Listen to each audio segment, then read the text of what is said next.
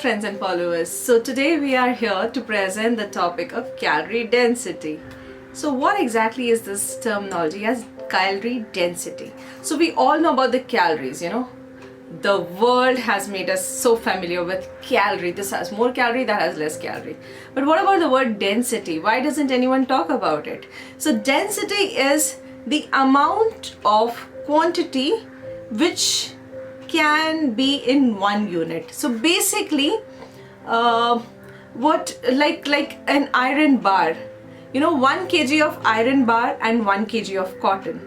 So just see what is more dense. Iron bar might take a smaller space, right? So it is more dense, wherein 1 kg of that cotton, not the compressed cotton, not the medicated cotton, I'm talking about the cotton wool, that take more space, right? So it is less dense, it has more space.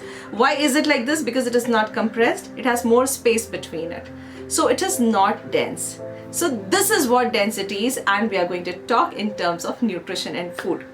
So density, when we talk about this word density, calorie density, and how you can have less calorie density food and actually reduce your calories and still feel satiated. So the other word we look into is satiated or satiety, or the feeling of, the physical feeling of fullness and satisfaction is satiety. Now the other word is bulk. What happens with bulk? Again, that cotton wool, right? What happens with the bulk? It has bulk in it, so it takes more space. So imagine your stomach as a small bag, something which takes very less space, so you have the feeling that you're not full, you need more food, wherein that thing was dense calorie wise. So you have actually pumped in a lot of calorie, but you're still not full because that has taken very less space. In fact, rather pump that small pouch of your stomach with a food which makes the bulk. That means it occupies more space, but calorie wise it is not dense. So calorie wise it is balanced, what is required for you. So we are going to talk about that today. So what if I tell you that one corn, the big corn that we take, the boiled corn, is equal to this corn flour, around 4 teaspoons of corn flour. So you say that I can't have corn because it is, rich in calories and carbs. But then what about the things you have with this corn flour? Think. What if I said that a small cup of cashews is equivalent to baked or boiled potatoes, big size 3, small size 6? Which will fill your stomach more? Which will give you more satisfaction? What if I said that this almond, a small bowl of almond, is equal to around ½ kg of carrot? What if I said that this 1 to 2 teaspoon of olive oil, now this is not even olive oil, okay, because olive oil doesn't go with Indian cooking. This is just unrefined filtered groundnut oil. I'm talking about olive oil, which is supposedly the best oil as per what the fitness industry has taught us, right? So 2 to 3 spoons of olive oil is equivalent to a big plate full of apples. That would be approximately 4 apples to fill our meal plate of apples, sliced. I'm not talking about the raw apples, okay? Sliced apples, the cut apples, one big plate. Approximately 4 apples would go into it.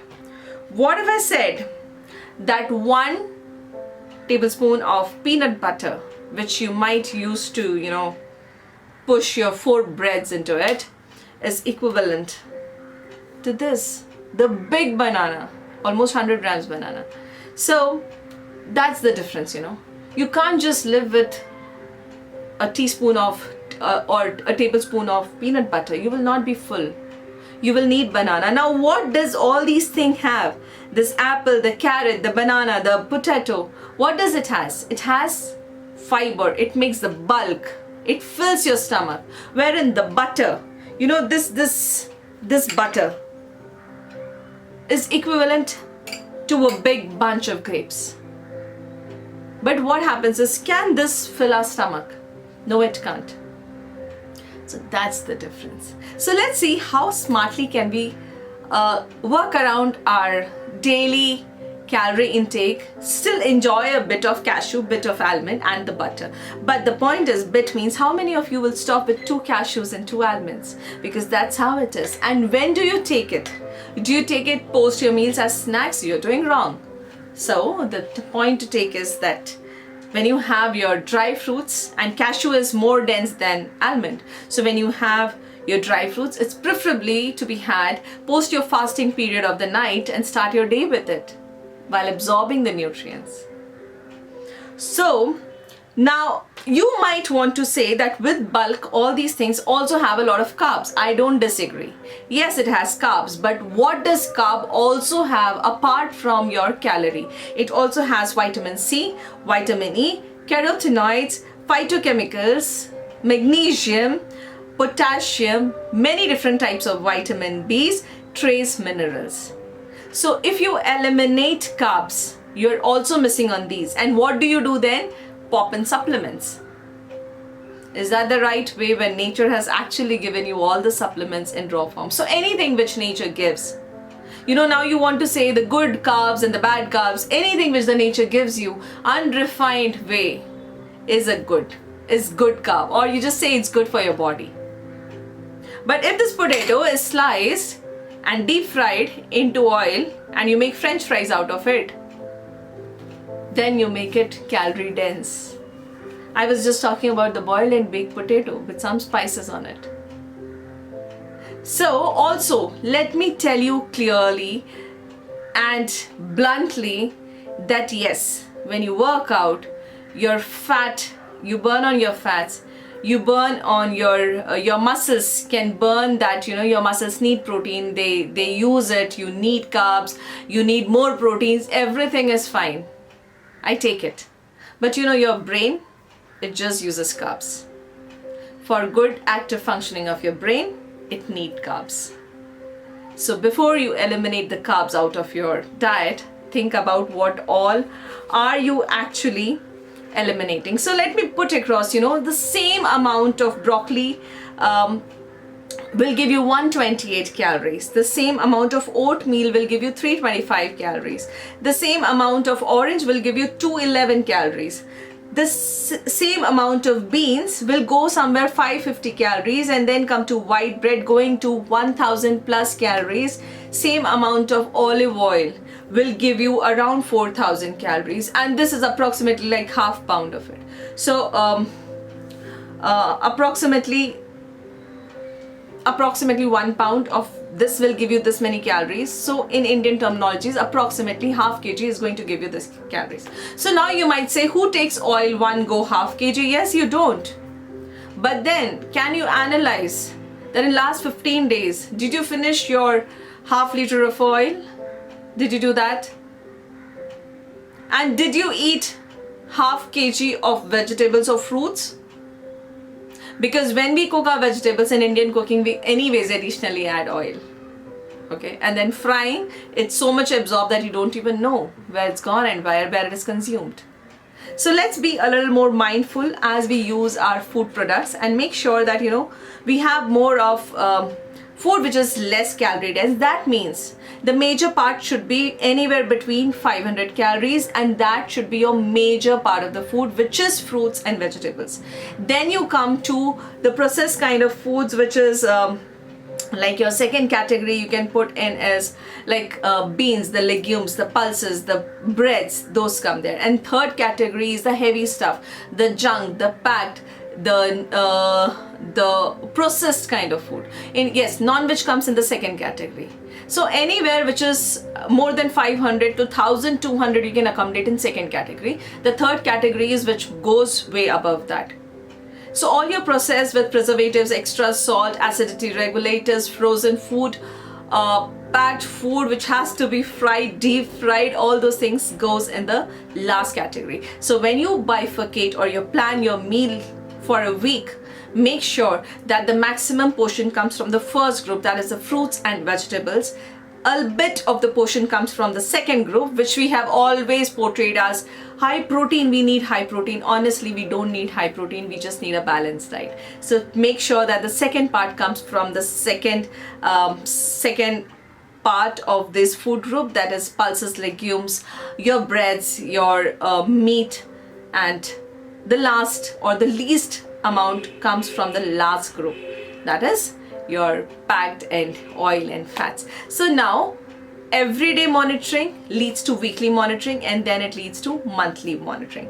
So a beautiful research that was done among the Hawaiians, where 29 Hawaiians were studied for 21 days, and the researchers said that they were in a pattern. They're foodies, they love for fun and dance and food. So they had 32% fat and carbs were 51%, and proteins was just 17% in their diet. From there, they were put into a very a different kind of a diet, which was low fat diet, and it had only 7% fat, 78% carbs, and 15% protein. So proteins was approximately same, but carbs were actually increased and fat was reduced a lot. Now obviously you might say that when fat is reduced, yes, their body weight decreased, they had health benefits of their BP going down, cholesterol went down, and their total calorie intake actually dipped from 2,594 to 1,569. Okay, so this calorie decrease was amazing, 40%. And this research was so profound and so accepted that it was done again. The first was done in 90s, the second research was done again in 2001, and there the population was more into packed and junk and the new kind of lifestyle, right? Exactly same drill was done with them, same amount of percentage was reduced in terms of fats, proteins, and carbs, and the results were approximately same. So this should be our pattern of eating: low fat, medium protein, and high carb. And you see how body changes beautifully internally and externally. Also, another research which showed that when a person is introduced to 50 grams of salads before a buffet, their calorie intake decreased by 7%. 100 grams of salad before a buffet, the calorie intake decreased by 12%. A bowl of soup, not the clear soup with all those extra cream and etc. No, a simple bowl of vegetable soup decreased the calorie percentage by 20%, wherein a glass of fruit juice increased the total calorie of that buffet by more than what was the total calorie intake in that buffet, which was measured for these people in the research group. So always go with the dilution formula. Dilute things which are heavy. You want to have a pasta, 50% dilution. Like, don't cook 4 cups of pasta, rather have 1 cup and 4 parts of put a lot of vegetables, and anyways water goes in, minimal dressings and minimal things to with preservatives, so try to go with this. Now here it was like 75%, 25% dilution, where it is lentils, where using lentils, have 50% dilution. So water goes into it. Make sure that when you have something heavy, have your portion of vegetables with it. If you're having meat, have portion of vegetable in it. That's a beautiful technique with which you can actually bring your calories down smartly. So make sure you have food which are dense in calories less and more in bulk, have more, and just be amazed at the way your body changes for good. Thank you so much for listening to us. Bye bye.